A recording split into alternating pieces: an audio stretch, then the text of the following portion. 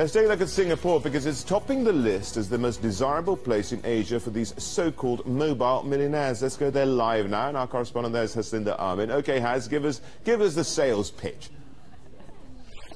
Rish, the city sells itself. Seriously, it's a quality of life. That's why the rich flock to the Lion City. One of them, of course, Facebook co-founder Eduardo Saverin. He's now living in the city, and a Singaporean investor, Jim Rogers, is here as well. Now, Singapore also offers political stability, infrastructure, educational opportunity, and according to a joint survey done by RBC Wealth Management and The Economist Intelligence, of all millionaires in Asia, a third who live, work, or spend more than half their time outside their countries of origin prefer Singapore. Now, if you think I'm biased, well, perhaps a little, but take a look at the other data. It suggests the same thing, a 14% rise in millionaire households in Singapore last year.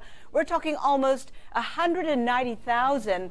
Boston Consulting says the proportion of millionaire homes in the city was 17%, the highest in the world. It's followed by Qatar, then Kuwait. And I want to show you this, the property index in the past 10 years. Let me join the dots for you.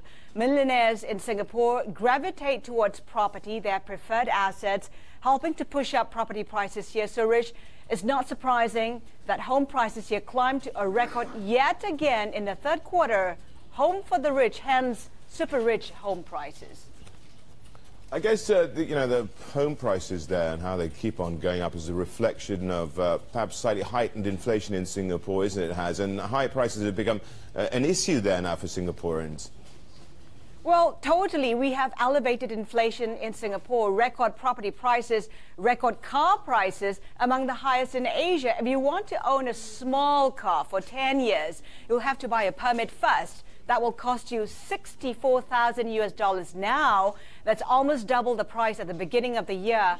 That amount, by the way, does not include the cost of buying a car. It's just for a permit. Now, Singapore, of course, an island state, smaller than New York City. The government has put in place price controls to try avert a housing bubble, also to curb a rising trend of so-called shoebox apartments. But, Rish, inflation still remains a big concern.